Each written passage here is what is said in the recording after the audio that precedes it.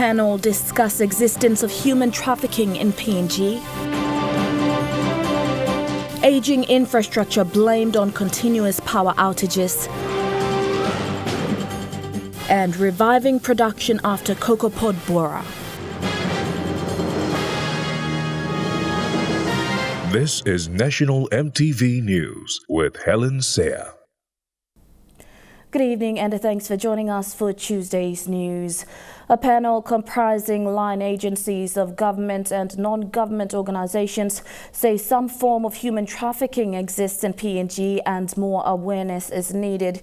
Human trafficking is when someone or a group of people are being tricked, sold or forced into situations against their will within countries or across borders.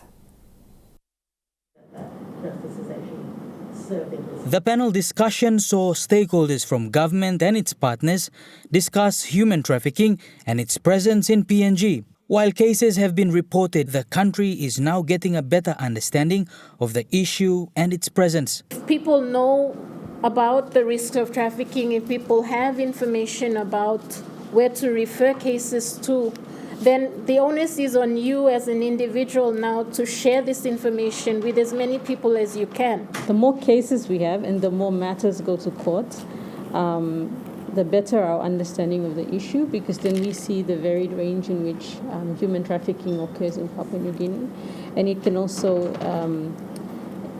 expose us to some new ways of looking at how we can take matters to the court for their consideration. While new research waiting to come out points to the latest trends of trafficking in PNG, a 2012 research identifies logging camps and fishing vessels as the main areas for human trafficking and exploitation to thrive. The potential for trafficking was highest in the logging sites and in the entertainment industry as well. This has changed over the years as we see more and more cases also being reported from those within the retail industry as well as those from local homes. The panel also highlighted cultural practices such as arranged marriages and exchange marriages as some forms of human trafficking. We do have good customs and we do have some very good cultural practices that are out there. The challenge now is also how do we then determine what is a bad custom or what is a bad cultural practice. And when we're talking about human trafficking, then we're looking at the exploitative aspect of that custom or that cultural practice. Human trafficking is when a person or group is being tricked, sold or forced into situations against their free will within country and across the borders. The panel says this also applies to foreign citizens living here in PNG. The Section 208C of the Criminal Code, specifically for principal offenders, the maximum penalty that can be imposed is life imprisonment. Many who joined the discussions today called for more collaboration between stakeholders to see that justice is served and perpetrators are put behind bars. Bradley Valenaki, National EMTV News. The PNG Forest Authority today launched its 10-year corporate plan from 2021 to 2030. The event coincided with the launching of its 4 strategic policy documents. This is the second corporate plan since 1991, and the launching was witnessed by Prime Minister James Marape. During the launching of the 10-year corporate plan and the 4 strategic policies, Minister for Forest Walter Snowbelt says the corporate plan will be a guide that will direct PNG Forest Authority towards achieving the expectations set by the government. I must admit, though, that it is an ambitious plan. The strategic priority areas, key result areas, and strategic activities outlined in the plan are broad and demand high level of proficiency in performance. As the minister in charge, Snowbelt says he will steer PNG FA to continue to generate wealth by following the strategic policy documents that was launched today. He says for the plan and its strategies to be effectively implemented, PNG FA needs a collaborative, holistic and inclusive approach and must be supported by enough funding and prudent management. I seek sufficient funding support to be invested in the implementation of these plans and its supporting strategies to improve monitoring and control of the development and utilization of PNG's forests to ensure sustainable management and of those resources and to improve sustainable wealth and revenue generation. Also present was Prime Minister James Marape. During his keynote address, PM Marape said PNG is a house to 6 to 7% of the world's biodiversity. Prime Minister Marape underlined that those who are in the industry must change their path towards downstream processing. You have the first opportunity to partner government into the downstream space. For if you are not in the mindset of partnering government in the downstream space, pack up today and leave our source. Podivai National EMTV News. Prime Minister James Marape says the continuous power outage throughout Papua New Guinea is due to aging infrastructure. The power disruptions have caused outrage among citizens who took to social media to vent their frustrations on this vital service. It has also become costly for major business houses and hotels using standby generators during blackouts. While this remains a legacy issue, the Prime Minister said his government is addressing the problem grid by grid. The advice to us has always been the aging infrastructure that is now caught up with PNG Power. But that is no excuse. We've informed the new PNG Power Board and the current acting management. As you know, the former MD resigned on his own accord. But we've encouraged the new management team to step up and look into this. Port Moresby right now have almost excess generation of power. Right now, the the three facilities, the ExxonMobil facility and as well as the Dirio facility and the new power facility can almost generate up to 100 megawatts. And we drown are topping up with 20, 30 megawatts. That's almost excess generation. We want to migrate that to cheaper power to our city residents right now, but what we face from the advice we're getting is that the infrastructure, the grid infrastructure, the step-down facilities and the uptake facilities are totally outdated, would need rehabilitation, and that has caused system failure in most instances. And so we've now almost ticked off the generation capacity. It's now the enabling infrastructure to uptake those reliable powers and feed consistently to our people. So.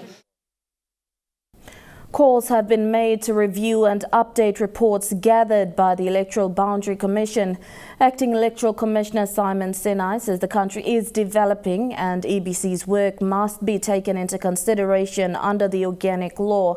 The last Electoral Boundary Commission work was carried out in 1977. In the past 6 months, the work of the Electoral Boundary Commission has come to light. For EBC, the work they do is very significant for the growth and development of Papua New Guinea.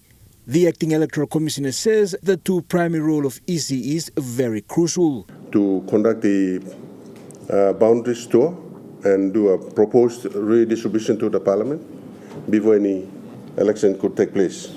So that's one of the functions the electoral commission does, or by law, directs to do as roles and responsibilities. Second one is to organize, conduct elections. The last laws passed and work carried out on electoral boundaries was in 1977. 44 years on, and the National Parliament has never reviewed this organic law. The acting EC believes it is time the government consider reviews and reports submitted by the Electoral Boundary Commission. Since 1977, when is PNG going to change? When are we going to make some changes to the laws and to the systems that we have? So, okay, that is something come up. So, at least, Mr. Kalamurol in Tupla report, part law, 2005, and 6 reports is tablong. Now we are going to do the next report is the one will be for 2021. According to Mr. Sinai, electoral boundary reports done in 2005 and 2006 were presented to Parliament. The report was never entertained on the floor. This year, another report is expected to be tabled in the August sitting. So the reports were actually reported to Parliament, not really rejected, but just shelved, and they did not further deliberate to accept the report. So we are now reinforcing that constitutional duty to reinforce to the government, telling them that there is a work that needs to be done and recognized by the Parliament in terms of open electoral redistribution. Jack Power Jr., National EMTV News. The National Development Bank will soon open a branch in Imbongo district of Southern Highlands Province. Chairman of NDB, Michael Yeke, visited the facility for an inspection. The NDB boss says this facility will operate to serve people in need of banking services. Also present during the inspection was local MP Pila Ningi, who thanked NDB for their trust in building the facility.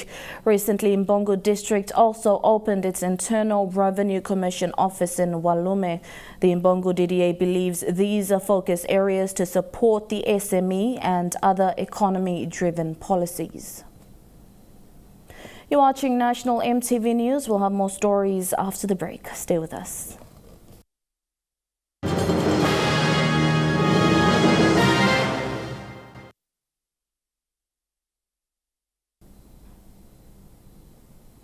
Welcome back to the news.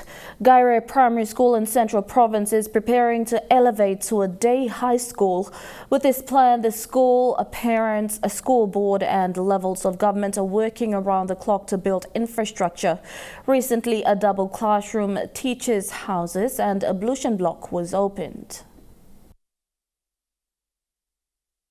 Gaire Primary School is situated just outside the fringes of Port Moresby. The school will be elevated to a day high school come 2023. The head teacher says over the years, the struggle has been its preparation. Mr. Gima says slowly more upgrade has been made to its aging infrastructure. We need staff houses. We need science lab. We need home economic room. We need practical skills room. We cannot start this year. So we are proud and we should take the ownership. Many people should take the ownership. The new double classroom was opened by serving MP Peter Isoaimo. With the DDA allocating funds to build a classroom, the school is seeing the much needed help. MP Isoaimo says it is everyone's responsibility to work and build a lasting impression for students and teachers to use. Teach to the best of your ability. Give our children the best of education they deserve as they elevate themselves into higher grades and into colleges and universities one day. Also commissioned was a teacher's house. The school is also working hard to build its own water supply project that will also benefit the village. On the same occasion, church and women support commitments in the tune of 20,000 kina was presented. The MP says despite limited funding, the DDA is placed to assist and empower people. But yes, Gaire Primary School, I am committing a 20,000 pledge for the school. I know for a big primary school you have a lot of needs and wants, so I guess the money should go a long way in helping you run your administration or do any additional renovation works that you wish to carry out. Jack Power Jr., National EMTV News. Bulolo Technical School has received 4.5 million kina from the European Union under its program for TVET schools throughout the country. The support was in the form of 4 workshops, 2 ablution blocks and 12 tanks. The 4 workshops were commissioned last week by the Acting Secretary of TVET Operations, Ruben Awe. Bulolo Technical School now has 4 new workshops, 2 ablution blocks and 12 tanks, funded by the European Union at the cost of 4.5 million kina. The new workshops were commissioned last week by the National TVET Operations Acting Secretary Ruben Awe. Mr. Awe thanked the European Union for its support to TVET institutes in the country, saying it backs the Education Department's vision to provide equal opportunities, especially for high school dropouts. Because we have been skilling, but we have been really more under-skilling, not really meeting the requirements of the skilled labor, which the industry has identified, and this project was set to really correct those requirements. The departments that got new workshops were the commercial vehicle, mechanical, carpentry, and metal fabrication departments. Each workshop was packaged with new tools. Class captain of the metal fabrication department said the new tools will add value to their training.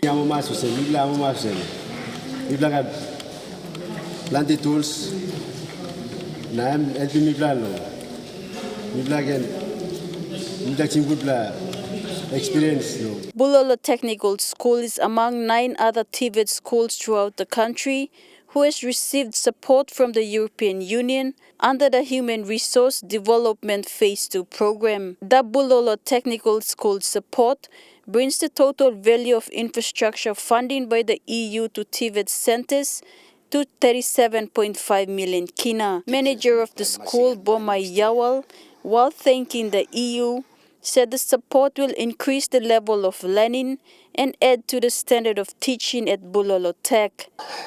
A big impact to students when using all those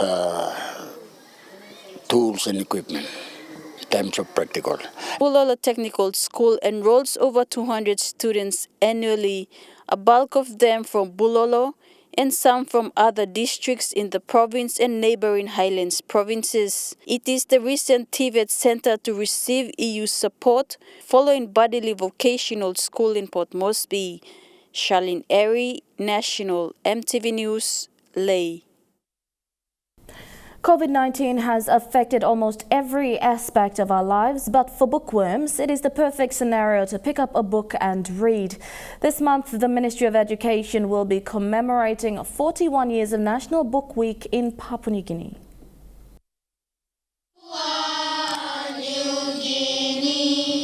The National Book Week, annually celebrated on the first week of August, aims at promoting the importance and value of books, libraries and information through reading.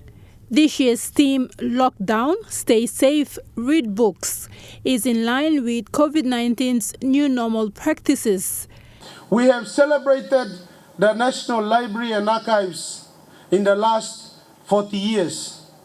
There were many themes brought about during the time, Minister, basically informing our people about the importance of library and books as well. Because we believe that books has many benefits when we read a physical book. Today, in our country, with the changes that is happening so fast in terms of technology, many of us tend to lose interest in books. At the launch of this year's Book Week, 4 other events were officiated. This included the launching of the Office of Libraries and Archives Corporate Plan 2019 to 2022, reopening and renaming of Mary Kairu Waros Public Library at Hohola, and the launch of Kamuti Mobile Library.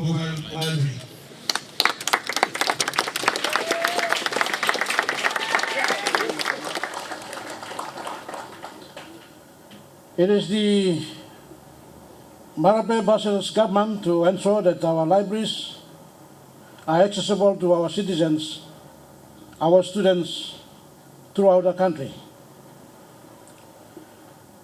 The national government is aiming to establish libraries throughout the schools and districts and provinces. In schools, all schools must have the school library. Kamuti Mobile Library is a new concept developed after the Office of National Libraries and Archives received a bus that will be used to transport books to schools and students within Port Moresby.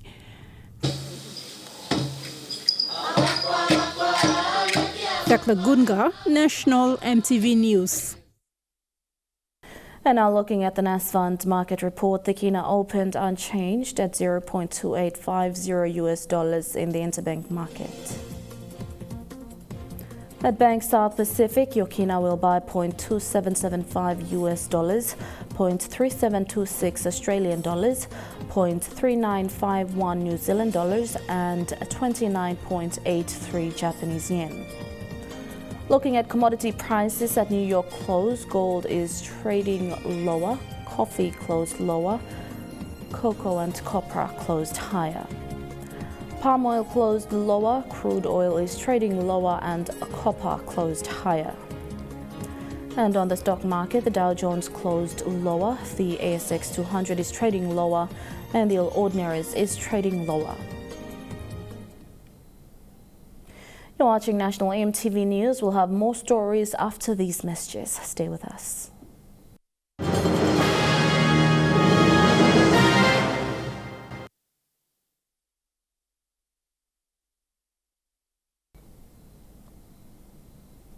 Welcome back to the news. The Cocoa Board and Bogia District have signed a memorandum of agreement to develop the cocoa industry in the district from 2021 to 2023. The signing was witnessed by the Minister for Agriculture and Livestock, John Simon, in Bogia last Friday. The minister also presented 120,000 kina price subsidy for cocoa farmers. Bogia MP Robert Naguri says the MOA between the district and the Cocoa Board will assist local farmers who have been missing out on government support. Long time to us, Bogia district, he miss out. Long halibi long government, he come through long Cocoa Board. Long side long cacao. Mi plan miss out long amas player. PNG Cocoa Board come down long mi plan signing agreement when them DDA Bogia. At any time will come go through. The Cocoa Board has allocated extension officers in all the districts across PNG. There is an MOA in place. Cocoa Board CEO Botu Gaupu said an officer will also be stationed in Bogia to assist cocoa farmers. People something you miss disintegrate. You miss a work boom on them. For instance. Remember, I walk across from me to me cross from him, but now me bunga. That's the kind of partnership we need to harness and build, so that we can be able to work together. Agriculture and Livestock Minister John Simon, who was in Bogia last Friday, says the government will be subsidizing cocoa prices in the district. The 120,000 kina presented last Friday is to encourage farmers to go back to their cocoa plantations. So buy me give him this money, but online must buy 3 kina wet pin long here. But we will subsidize in price. You don't get buy money, you must 1 kina 50 employ you yet, or 2 kina employ you yet, 1 kina but we put him up. And government can put him up. What the support of member of me plus sit down. Me put him money. So you kiss him 3 kina. He added that with the Cocoa Board under his ministry, efforts will be made to check cocoa bags to remove damaged cocoa beans. But before long, you can kakao na putilo scale. Online, but we play Cocoa Board by stabbing ball on the mall, ball walking on the bed. You carry kakao, you capture them as la bed posted. Our house is no good. The minister told farmers that like many other diseases, cocoa pod borer is here to stay. Nonetheless, he encouraged farmers to continue pruning and cultivating their cocoa trees.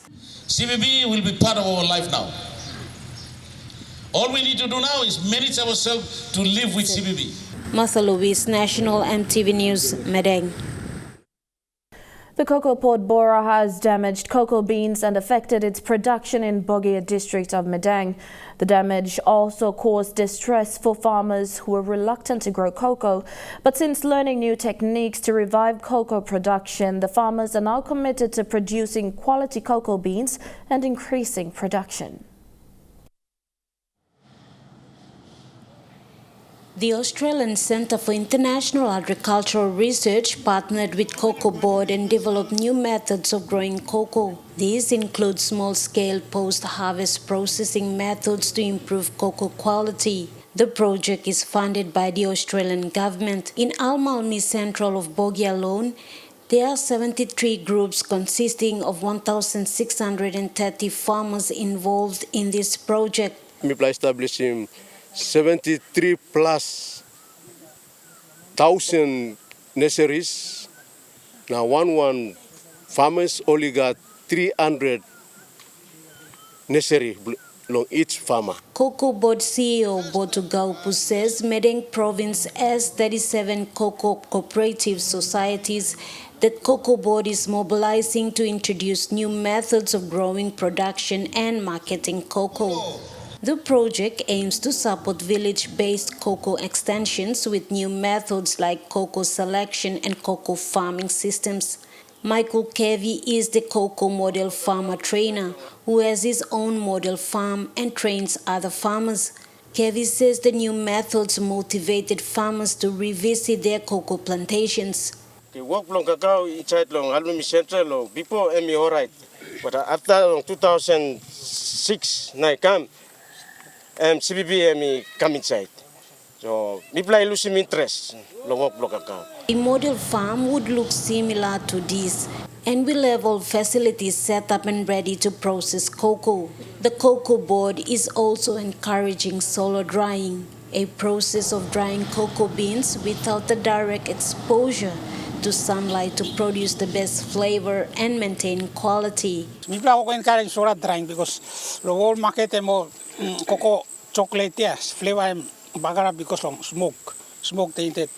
Cocoa Board CEO Botu Gaupu says Bogia used to produce almost 3,000 tons of cocoa, but the production dropped when cocoa pod borer affected cocoa beans.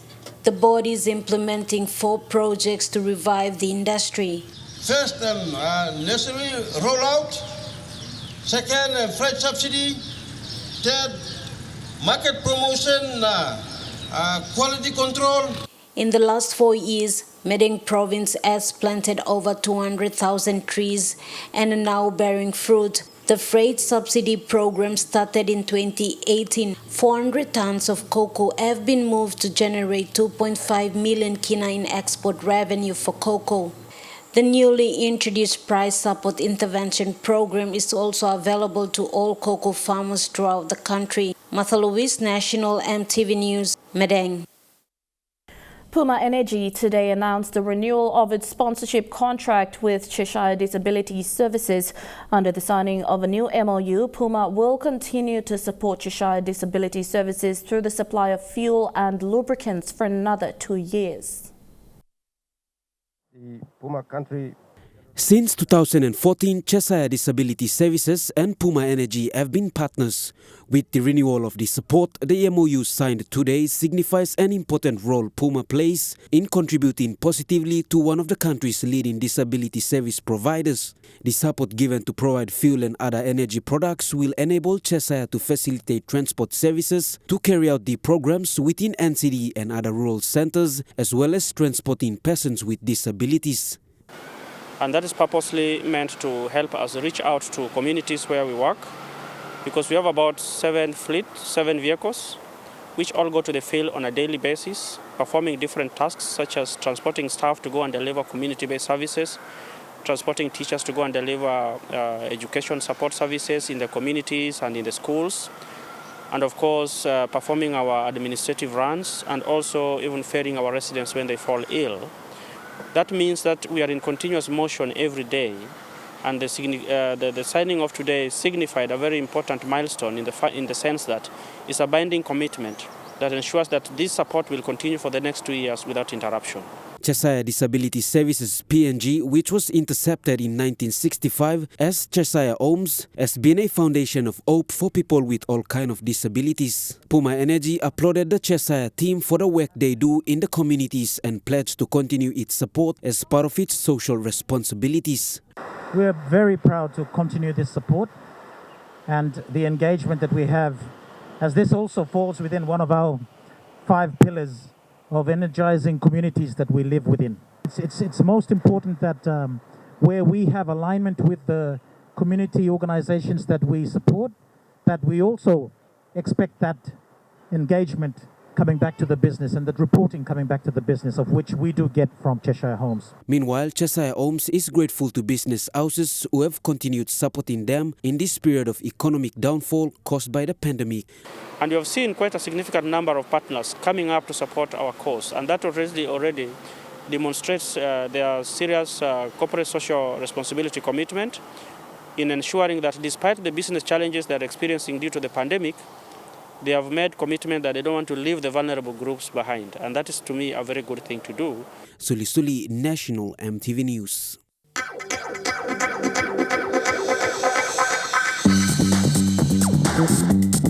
Trukai Sports.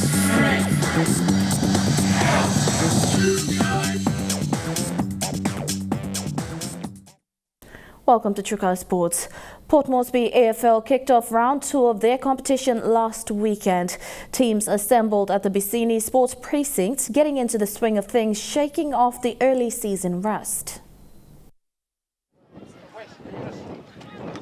Port Moresby AFL is back in action with its 2021 season, rolling into round 2 of its competition. This season looks promising with the inclusion of a new side in the men's A-grade division. And starting this weekend, the women's division is set to kick off. Apparently the Alawana Swans team has joined us for the competition this season. And we have a 6-team competition for the men's. And we will start off our women's comp next week with another 4 teams, women's competition. The 6 A-grade men's will have the A reserves as well. So in total we have about 16 teams, in each divisions competing for 2021 season. The challenging circumstances surrounding all sporting competitions in the country over the past year has tested the AFL fraternity, with the clubs and teams responding positively, ensuring the commencement of the competition this season. We did have some issues with COVID-19 like all other sports. We encountered the same this year, but fortunately we got started at a bit early this season. So the interest has built up during the season launch out at Kepara in Central Province, and also during the pre-season. So we have a good turnout of players and clubs, especially during our proposition matches. So yeah, into the second week of our proposition, and it's looking good. We're absolutely going to have a good season again, which should wrap up around October. Huxley Lovai, Chukai Sports. And that ends Chukai Sports. There were the details after the break. Chukai Sports.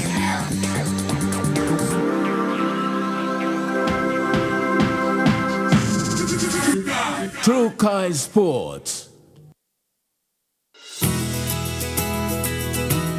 This weather update is proudly brought to you by MoniPlus, with you always.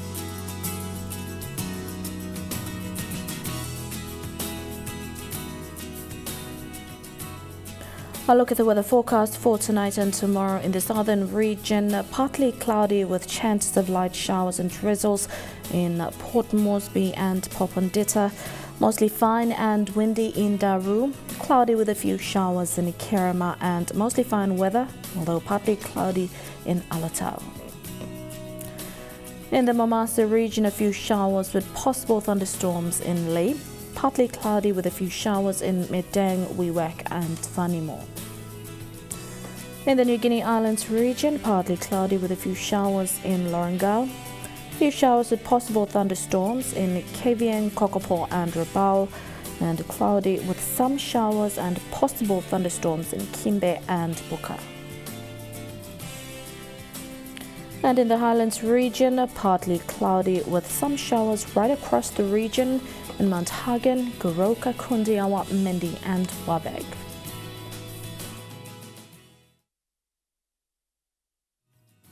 The weather update was proudly brought to you by MoniPlus, with you always.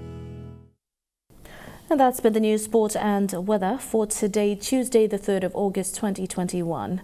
Until next time, have a pleasant evening and bye for now.